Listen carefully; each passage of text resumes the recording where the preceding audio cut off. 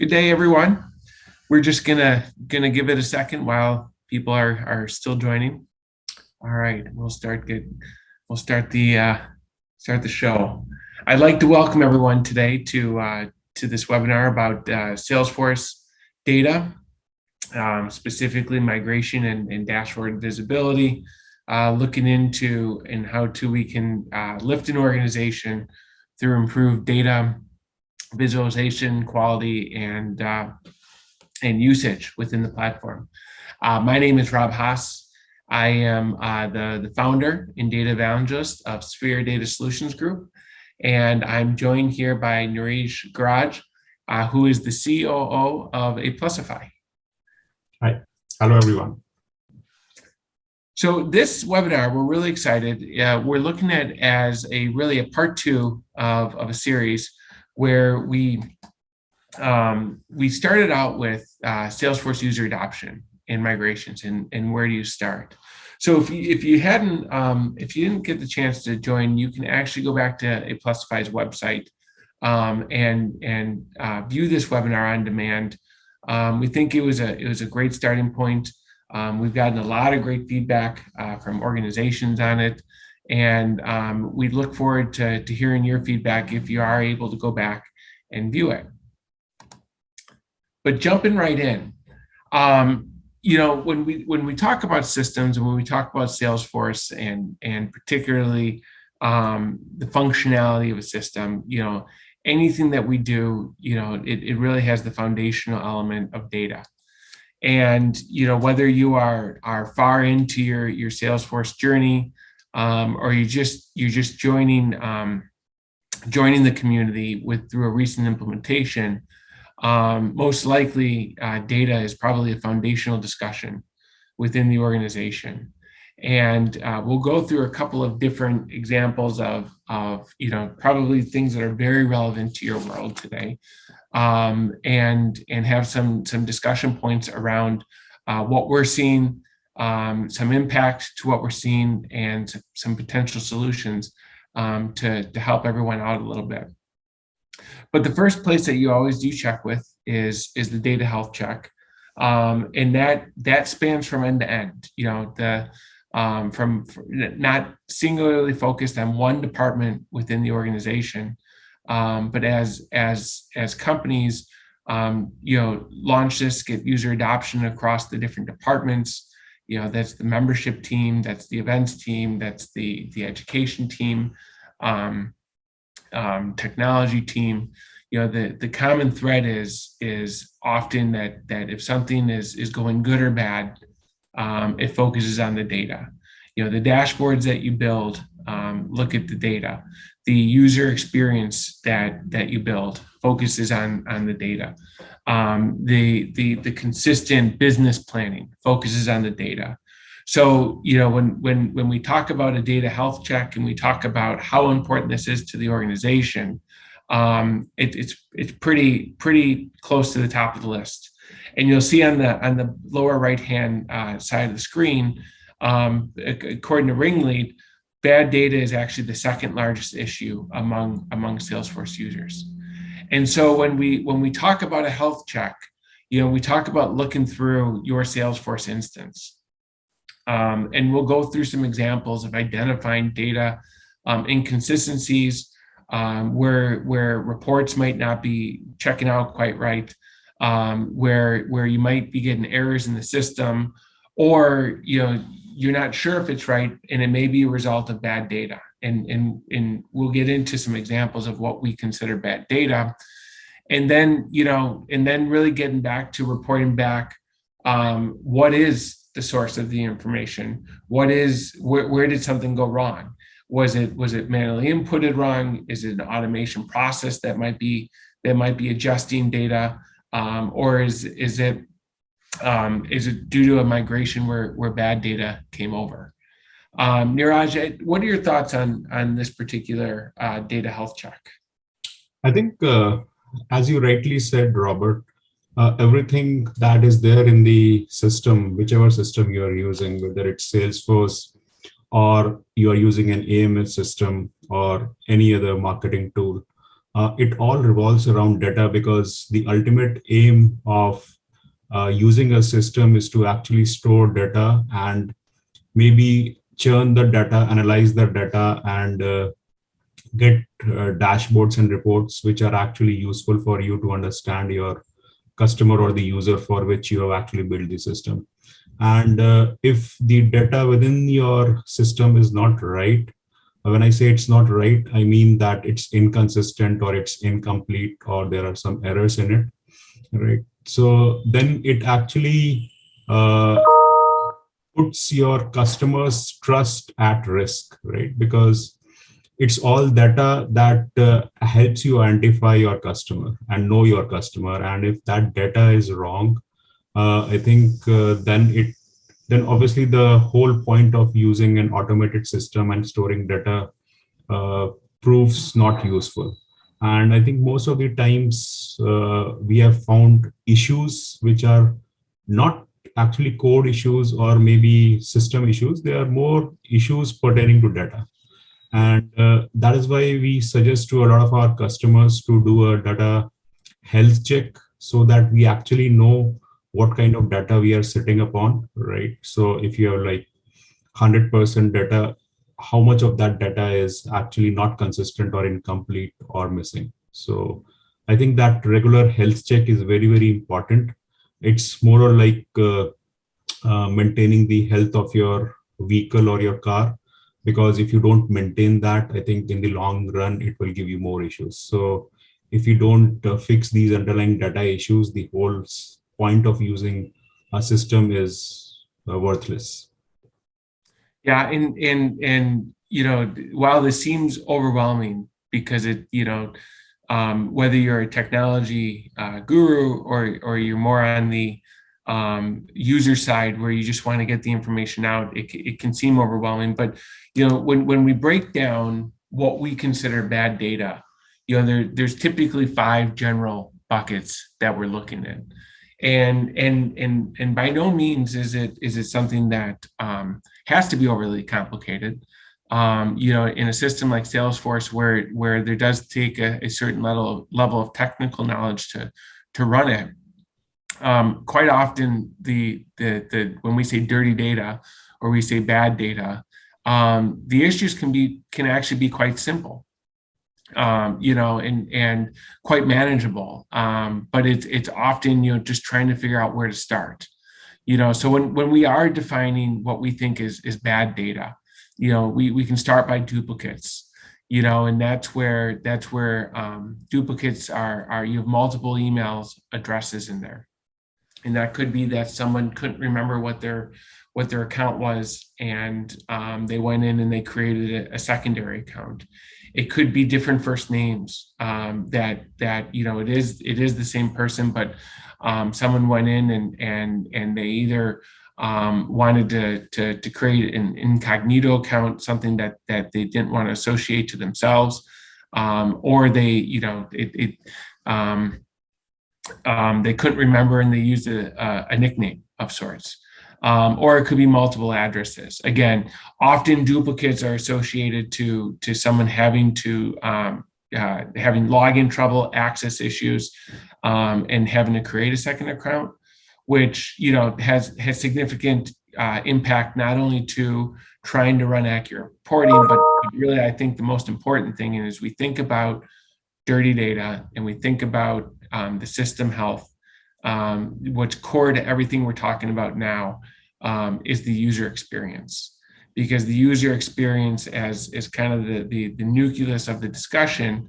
When you get one step out, that impacts their ability to navigate seamlessly within your environment, which then has a ripple effect to the internal team, which then has a ripple effect to the technology team, who may have to spend their time diagnosing things that weren't on their plan. And as everyone on this call knows, that rippling effect could actually cause not only hours, but days and sometimes weeks impact to be able to fix something. Some other examples of bad data is inaccurate. And while the easy answers to sometimes the wrong phone numbers is because of the obvious, But in most recent, particularly since COVID and the Great Resignation, think of how many people have left their job and moved on. And a lot of times they don't come back into the system properly to update their information as needed. It also might be inconsistent, and this is more of a way of a system configuration versus invalid emails. A little fun fact is that emails tend to go bad at a rate of 3% per month. So if the organization hasn't done a health check on validating emails in some time, it's not uncommon that I've seen up to half of a database, over a course of a decade, that the emails are actually incorrect, which actually has impact outside the organization as well when you're trying to communicate. And email delivery partners are potentially thinking that you might be a spammer with the amount of bad emails that could be going out of your system. And then the other really simple one is incomplete. And that often comes down to just not requiring someone to put in a piece of information at the time that you're capturing, whether that's an event registration, a membership sign up, a webinar sign up, something to that manner. But those are, these are all five very important buckets, not very difficult to actually diagnose and fix, but takes a systematic approach to be able to tackle it and make sure that the data is updated correctly as well. Yeah. And I think, Robert, these are very real scenarios that you're talking about, wrong email addresses, wrong phone numbers. And I can give you an example where we were working for one of our customers, and they had invalid emails for their members. And I don't know that the source of the problem might be because they migrated the data from one system to another during an integration process, and they didn't do a data health check before migration. So wrong emails were actually ported from the source system to the target system. Now, when it was like the renewal time and they had to send notices to their members for renewals, all those emails were wrong and their members didn't get those emails for renewals. And it was a source of major revenue because renewals are the major source of revenue for any association or any organization. And if you don't hold the correct information for the members, where will you send the renewal notices to? And I think that caused them a lot of revenue loss. And we had to actually figure out the source issue and get those all things fixed. And it took us around 2 to 3 weeks to sort out everything because there were so many records out there in the system.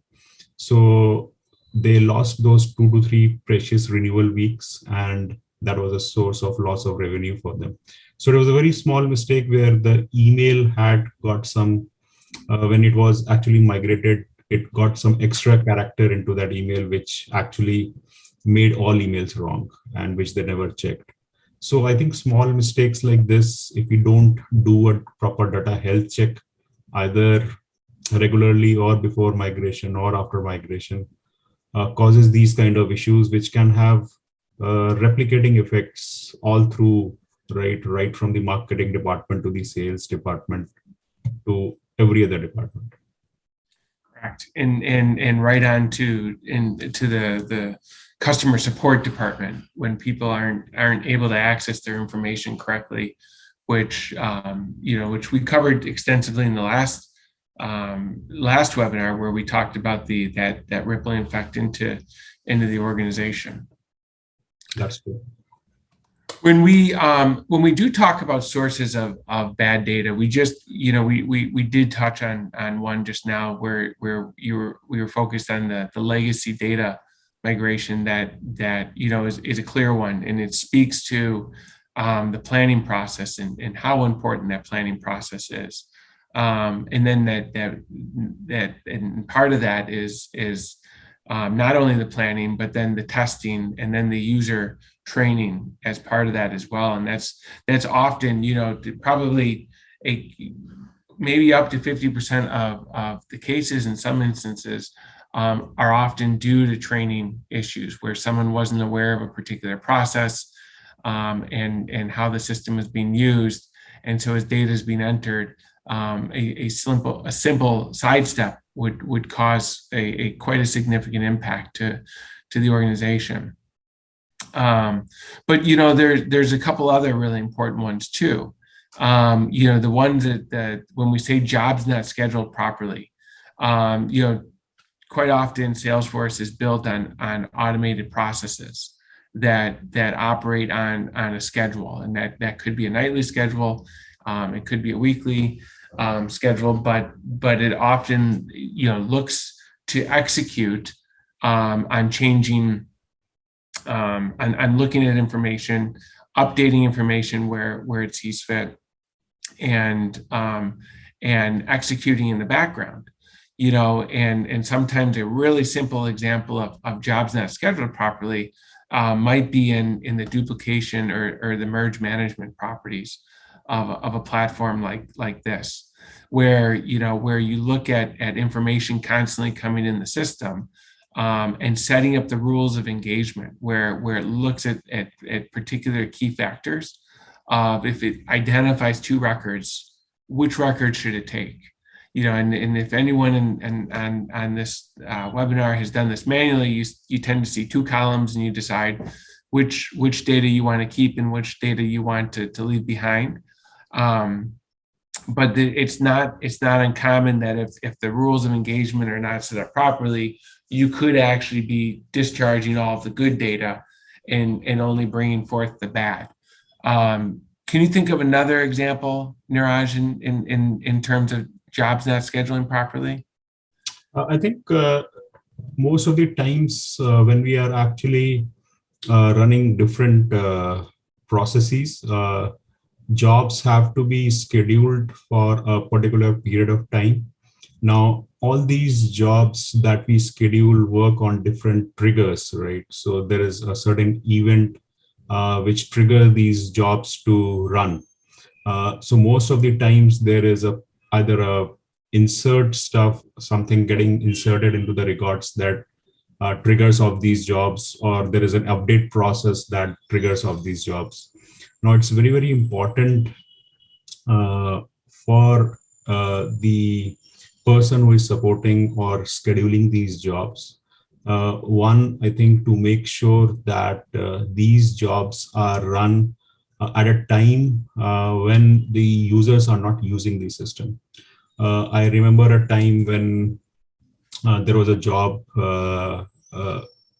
that was just running when the users started logging into the system. Now, if a job is running when the users are logging into the system, it actually slows down the entire process, because there are a lot of users, plus then there is a job which is running. So we were not able to determine why the performance of the system is getting impacted at a particular point of the time. And then we realized that at 2 p.m., there was a job which was scheduled, which should have been for 2 a.m. midnight rather than 2 p.m. afternoon, right? So it was just a p.m. and a.m. difference that mattered. And that actually brought down the system drastically, and the users were not able to use it because it was a very heavy job that used to use a lot of resources in the database. So I think it's very important for the development team and for the users to make sure that everything that is scheduled at a proper time, and it's being triggered for the right event, right? So if you want to trigger an event for a renewal process, you should make sure that it is run when renewals are happening. So I think that kind of detailing, if we can actually see within the system, that would actually help in smooth running of the system. Yeah, and that actually ties in perfectly to the third-party API. And probably a very common example that most people here can relate to is some sort of plugin for an event system for registration for a webinar that may be most common, because these are APIs that may get set up for short-term uses, not necessarily a long-term, such as a community site or a learning management system where those are established. Those still have potential for errors as well, but hopefully those get flushed out, during the implementation, testing and training phase. But I think if I look back at my experience, probably where the most check marks are where we've dealt with continuous data integrity issues came within the shorter term API integrations. And often what happens is, and I'll just speak to registration, where sometimes where someone registers, the API may not be set up properly for either a two-way flow. It may not be sending all the information over. It could be that someone went back in and purchased something else for the event, and it didn't match to the same record that they previously purchased. So you could be again looking at duplicate records that could cause havoc to the reporting, particularly as you get closer to a period end or an event, and you're looking to validate the data, and all of a sudden you see either a bunch of duplicate or incomplete records due to that. The impact in those cases often tend to be a very manual cleanup. And it tends to be that you may have 100 different types of scenarios that you have to segment and clean up.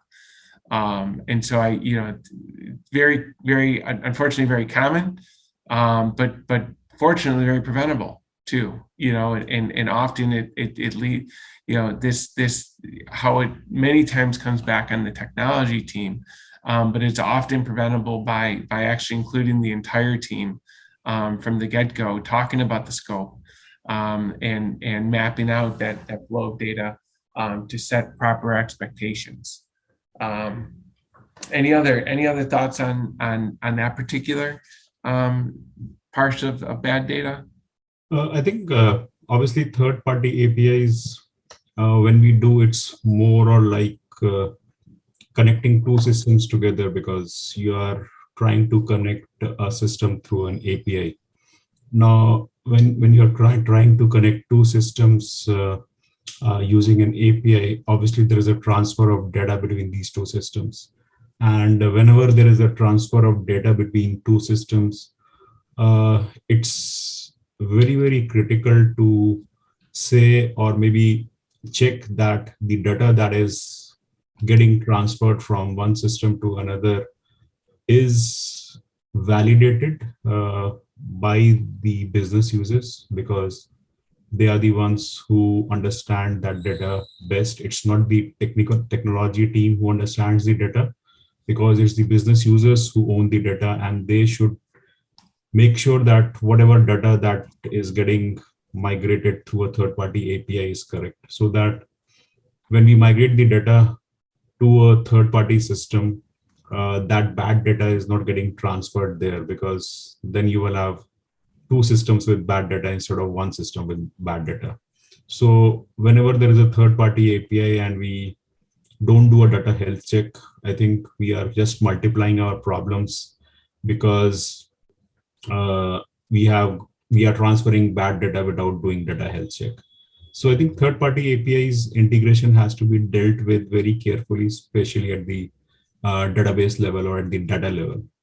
And I think it has to be a collaborative effort with the whole team, not just the technology team. Yeah, and that actually is a perfect tie-in to the incorrect user inputs. Because if it is, if something is going incorrect in through a separate system that's API'd in, but actually what's very real here is that the user input can happen internally as well. and that often comes down to the back to the training or system controls of which is really important, who you allow to put information into the system, who do you allow to modify a record within the system, and most importantly, do you actually have a validation process set up that if there's different levels, like every system, there's admins through different types of users. Is there a rule set up that would allow you to, someone changes a contact information and that has to be routed for approval, as an example, or back to the merging of data. There's multiple records in there that are identified. Who has that permission to merge? Because oftentimes, if that setting is way too say loose, that's going to allow a lot of people to make changes in the system that are not governed, and you have the potential to all of a sudden have all these different variations put in, or it could be more of a system setup functionality. What fields are people putting things in, not allowing people to create endless new fields. There's probably a common word across all four of these buckets here, and that's proper planning up front. And just not limiting it to the technology team who may be accountable for the day-to-day functionality, but it's including the entire organization. I believe we called this out in the last one, but it's creating a super admin group, key representatives from every part of the organization, and having them in there to be able to have a voice at the table and demonstrate the impact. Yeah, I think that's true. I think it has to be a collaborative effort if we are talking about data, because everyone is an owner of data. And you rightly said that we should have proper roles and permissions defined for different users. And that not only for data purposes, I think for security reasons as well, we should have access to who has access to which data. So the roles and permissions, if we define correctly, I think, and maybe train the users on how to actually enter valid data, or maybe put in some validations right at the screen level or at the user level, so that they're not able to just enter wrong data into the system. Like an example can be the date of any date has to be picked up from a date picker instead of just user inputting any date. Because if you give them the permission to input the date in any format, they will do it in different formats. Some will put a hyphen, some will put a dash. So I think it has to have proper rules at the front end. And as insignificant as those may seem, it actually has a massive impact to other system rules. And so it's quite important. So let's, as we look forward, let's jump into some real-time issues and things that I hope don't touch home to people, but in many ways these are, we've highlighted what we think are some of the more common issues. And first and foremost for membership, I have to imagine that almost everyone on this call within the organization, a very frequent customer service reach out would be related to their badges of either not showing active as a member, which is really important to memberships, organizations that have longstanding members, and this may happen too. I know this is a really important point. It could deny system access to education. It could deny system access to discounts if they're signing up for something. But often, what you can see is the expiration date didn't necessarily keep pace, or it could be wrong. And quite often that is, it's directly tied to a process or a rule within the system. Another very common one is the incorrect sales line order. So somebody purchased something, and it could be that depending on the potential for different pricing rules that are built into the system, it could be that a discount wasn't applied, or it could be that a promo code didn't work. It could be that the product wasn't properly configured. A number of things.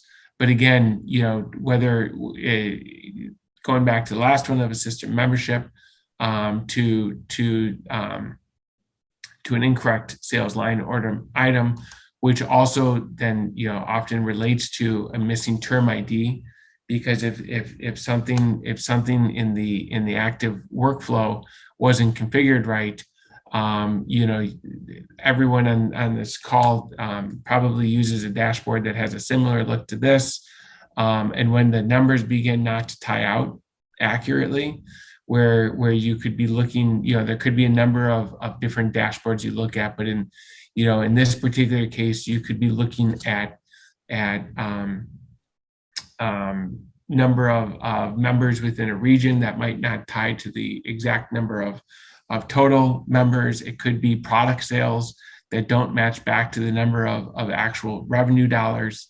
And it could be that you're overstating revenue because although it may have looked correct, it didn't record the right rule through the transaction. So it's a number of things. And then the next example is, what we touched on, duplicate contacts, really, really important. As you can see on this example here, if you look under the created date, we spoke a little bit about this in the beginning. Usually the culprit comes down to someone has gone back in, they didn't remember their original username or couldn't gain access for one reason or another. And the simple answer for them was to be able to create a new account.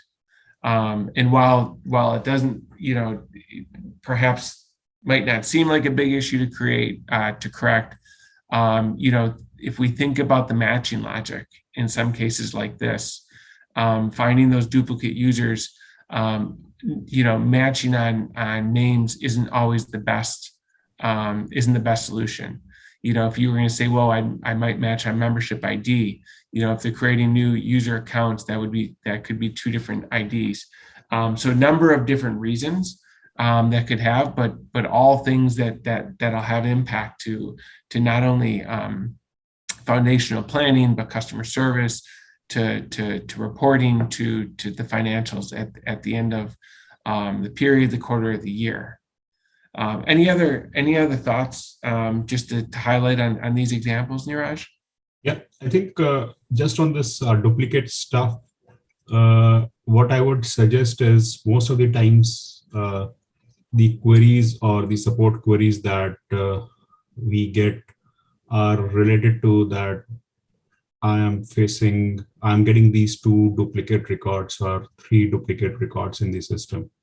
And as a general practice, what the technology team or the development team does is just identify those 3 or 5 records that have been reported by the users or customers and just delete those duplicate records and get it sorted out. And when the customer tests, they say that it is fine. We have got rid of those records. But one of the underlying problems that we miss is that we have just come across maybe 2 or 3 duplicate records, but there may be hundreds or thousands of more duplicate records, which we will find in future, or more users will find it as they start using the system. Now, as an exercise for both users who is reporting it and for the technology team who is actually fixing these issues, they should actually try to find the root cause of these duplicate contacts. Like what was the source which, like we were talking about the sources of bad data, whether it was legacy data migration or third-party API integration.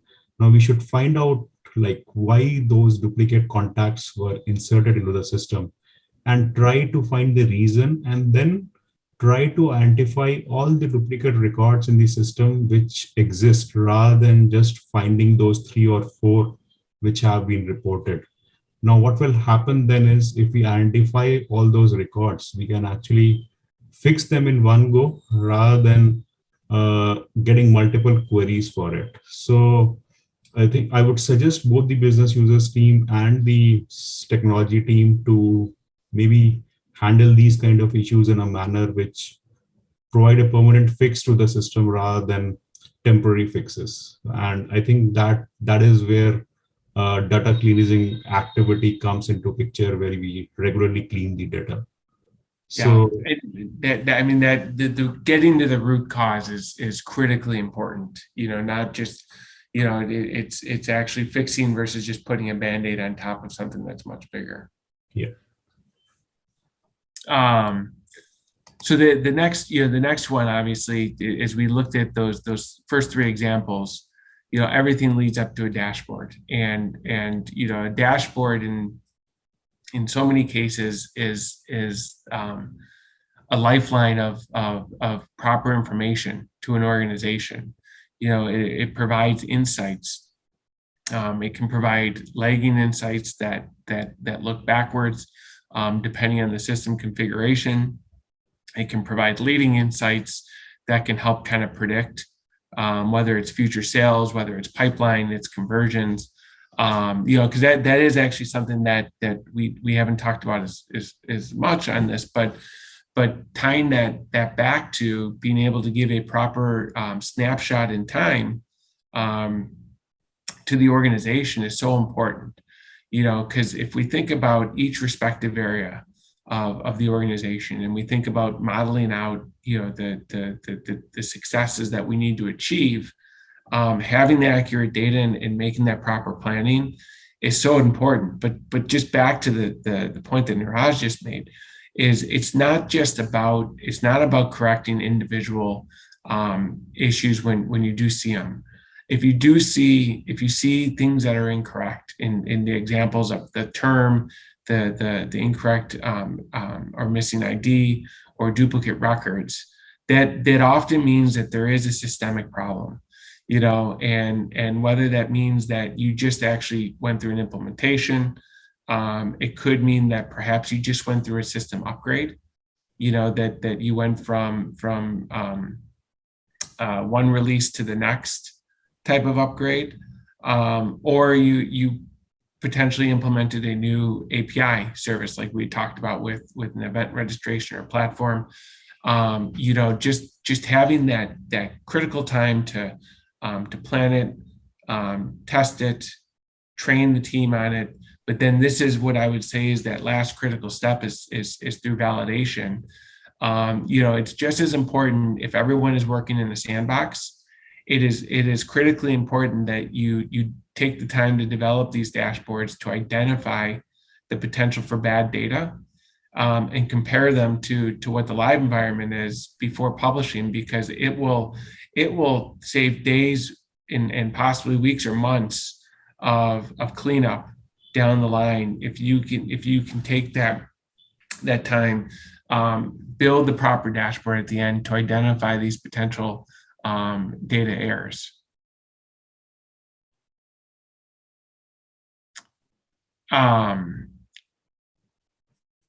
Any other thoughts, Neeraj, on this particular dashboard slide?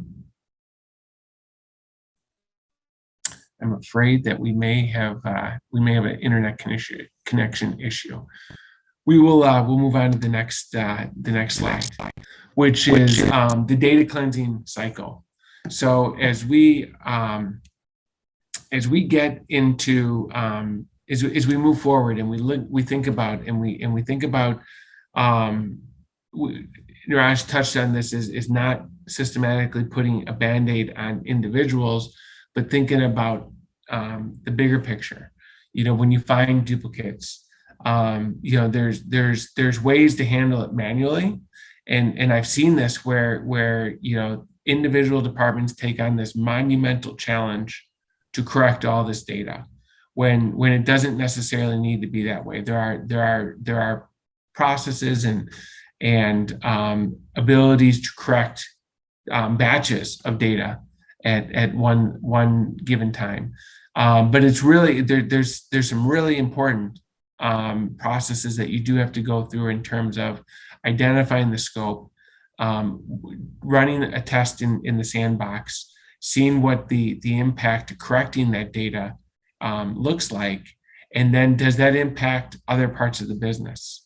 Because where you may fix a particular process or a procedure in one area of the business, it actually could impact it could impact the reporting or workflow in another part of the business. So while we highly recommend that you run these automated scripts to correct get to the root cause and correct batches of bad data, it is important to highlight that you are always getting buy-in. Again, back to that super admin group, we're getting the buy-in from the group, impacting, running it in the sandbox, and then testing all the processes and the impact before moving it to a production environment. Neeraj, we lost you for a quick second, but we moved on to this slide. Any other thoughts on these first 2 points? Yeah, I think this is a beautiful slide, Robert. I think it explains the entire data cleansing cycle, and that is how it has to be done. So as you can see, it's like more dependent on the business users, because you have to get approval from the business users on the data that you have corrected. You have to share the report of the bad data with the users, get approval on exceptions. So when we say get approval on exceptions, there might be cases where we have come across that business users say that this is a kind of bad data which we don't want in our system and get rid of it. Okay, so because technology team does not understand which data the business users want, which they don't want, so they can only present what all bad data is there within the system, and it's up to the business users whether they want to actually clean that data or maybe get rid of it. So sometimes the business users say this is just legacy data which we no longer use, and since it's bad, just get rid of it rather than clean it. So I think there can be exceptions, and that can only be provided by the business team. And I think a lot of role that is played in data cleansing is by the business users, because as I said, they are the owners of the data and they understand the data best. So technology team can just put in cases which are bad, and it's up to the business users to provide exceptions on those exceptions, and then provide approval on the amended data that has been done, and continue this cycle. And this cycle should be a continuous cycle. It is not that we just run this cycle once and then we assure ourselves that bad data will not enter into the system again.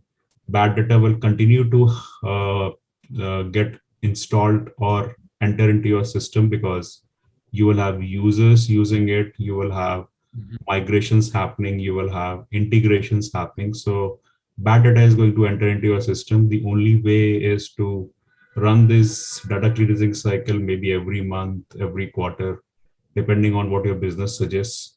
But it has to be an ownership of the business team to make sure that they run this activity along with the technology team. And maybe just giving an example of an exception in this particular case, and I'll give one, and I'll be interested in an example from your side. But I can think back and perhaps where a membership lapsed, and there may have been a 30-day grace period, but they're outside of that 30-day grace period. But it was really important to fix that record. So someone went in and they manually created manipulated that membership record, which then does have impact to reporting. It has impact to the way that record was processed. Particularly, and I use membership as an example because quite often that's deferred over a 12-month period. And so that could have impact to the finances and how finance is reporting deferred revenue. And quite often, sometimes it's not thought of in terms of those types of exceptions, but critically important, because the rule of deferment, the rule of how memberships are measured, they have, although it seems very simple to adjust a date, it has that bigger impact to it. And so that's where that type of thing is never going to just happen in January, February, March. That's going to happen year round. There's always going to be those types of exceptions. So to the point of, this has got to be done on a continuous basis. It has to be for the betterment of the organization. Can you think of any other common examples of what an exception might look like? Yeah, there can be exceptions where the date of birth is not correct for the members, right? So I think the whole idea of using these systems, whether it's Salesforce or AMS, is to know your customer. Okay. Now, if you have to know your customer, you need to have his data in place and get a 360-degree view of your members, on who your loyal members are, who are the members who are not so engaged with your system. And when we talk about all these kind of engagement dashboards or engagement with members, I think if you don't have correct data within your system, you cannot just engage with your members, because if you don't know, like if you know that a member has been with you for the last 20 years and you want to give him some kind of loyalty benefits, I think you can only get the data from the system. But if you don't have his correct data and you don't know whether he has been with you for 20 years and you just treat him like other members, I don't think so you will have loyal customers within you. So I think data is very important, and data is important to understand your customers. You cannot have a personal touch with them, but if you have the right kind of data, maybe you can send them anniversary wishes, you can send them batches for being a loyal member, maybe provide some kind of benefits if they are your renewal members for last 15 years. So, but that can only be done if you have got correct data, consistent data within your system. Yeah, that's 100% correct, and that leads into a great opportunity to take advantage of, and I don't see this often, but take advantage of real-time validation. There's tools out there, and while we can't get into all the tools today, couple of things that we really wanted to highlight. There's the opportunity to leverage enrichment through integrations that will look at someone putting in an email address as an example and being able to validate, is it real? Is it correct in real time? Taking away the need to manual need down the line if an email bounces or someone doesn't have access because they accidentally inputted their email incorrectly when they were creating an account. Other opportunities for enrichment are that if someone, if you wanted to learn more about your audience, but you wanted to accelerate the opportunity to append some very key demographics to that data, that there's direct integrations that can happen. There's also batch integrations where you take batch data and you work with it outside the system and then bring it back in. But things like that have massive impact to the productivity of the team. Because if you think about some of these more automated processes that you can take advantage of, it means at dealing with it at the time of the input in the source, you avoid the need to have the team focus on customer service calls later on, or someone discovering something in a report that doesn't look quite right, or through the validation check, because all those things that you might find have very real impact to the team. and it's not just the technology team, but it's going to involve a lot of other people to validate data pre and post, once it's done. And then as people change in their career, as people's information changes, as people evolve with the organization, taking advantage of these types of services really allows you to fluently grow with your audience, as opposed to getting ahead or behind of where they are. And so the outcome here, the key outcome, is that there are opportunities to add new insights, not only by asking for information that can be validated, but also filling in pieces of information that you might have, or errors that somebody may have inadvertently put in, both internally and externally, in the organization. Yeah. And just adding to it, I just a small example that came into my mind regarding this data points.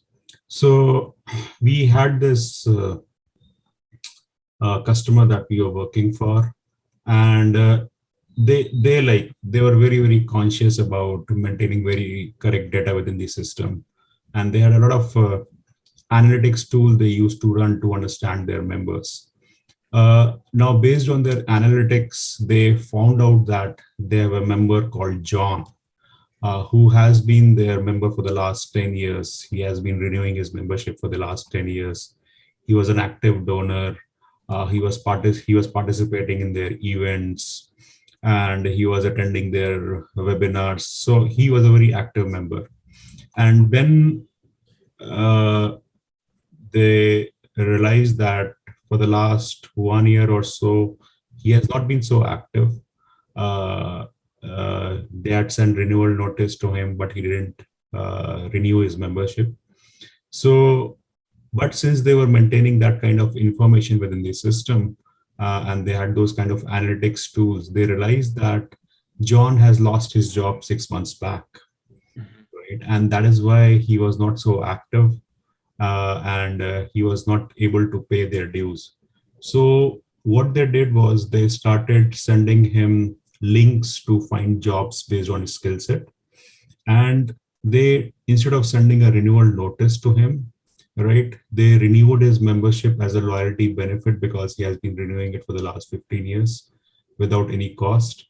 And see that kind of personal touch that happened between John and the organization he was associated with, right? Because you had that kind of data and you can understand that customer. He got his job in next 3 or 4 months, and then he became a loyal customer for them because organization cared for him, organization knew who he was. They showed that personal touch, and that was just because they had that kind of data with them that they could analyze and understand their customer. So it's these kind of things that happen with data. If you have the right kind of data, that brings you closer to your members, give them a personal touch, and maybe you can have everlasting long customers with you if you have these kind of data with you. And we're just I know we're coming upon a time, but just on this, and we could talk about this for another hour easily, and get into deeper examples. But on this, and there's a lot of different tools out there to utilize within the system and outside the system. So if you are interested in learning more, feel free to reach out to me, reach out to Neeraj. We can certainly get in much deeper into use cases. In some future webinars, we're going to talk much deeper about some identity resolution, different ways that you can use the data. But just note that we're just really just skimming the surface on these items. And then, getting into the last slide, before I do want to provide some contact information. This is just actually a personal note on my part that I wanted to talk on. And I've got longstanding history in both the corporate and the association world. I was fortunate enough to come across the A+Fied team during my time at an association called PCMA. And, like many others, we were navigating our way through the Salesforce world. And often it's as many know, it's sometimes a baptism by fire where you're in it, and sometimes it's harder to see the other side when you're dealing with many of the issues that we talked about today. And I talk about these, and they're near and dear to my heart because many of the same things that I experienced. And I'm here to as an advocate to help others, navigate through these in ways that I often learn through. So I do, I am a big fan of the A+Fi team. Very, very knowledgeable, and a partner to. They are a great partner to PCMA, and can't say enough great stuff about them. And I know there are many great partners to others. So through that, I do want to thank Neeraj for joining this webinar. There's some contact information for them on there. I remiss to put my contact information in here, but if you go to LinkedIn and you look up Robert Haas, I'd love to connect with everyone on here, as would Neeraj, to be able to continue the conversation. This is just a small segment of what we could talk about for a long time, but we want to thank you very much for joining us and sticking with us through this hour. Neeraj, any final words from your side? No, I think it has been a pleasure, Robert, and thanks for inviting me. I think it has been a great insight into what things we should take care of. I think if you want to go deeper, obviously, everyone can connect to you and understand it. But I think these are very practical examples. The only advice I would have is just make sure that when you're dealing with data, you involve all the business users team with you, because business users are the data owners and they're the real guys who will actually help you identify the problems and get them sorted out along with the technology team. Yeah, absolutely. And just as I'm thinking, what I will do is I will put my email in the chat, and Neeraj, I will forward any inquiries on to you as well for that. And I'm not sure if everyone can see it. I'm going to assume yes, but at that, thank you everyone very much. It's very much appreciated for your time, and we look forward to seeing you at the next webinar. Thank you so much. Bye-bye. Thank you. Bye.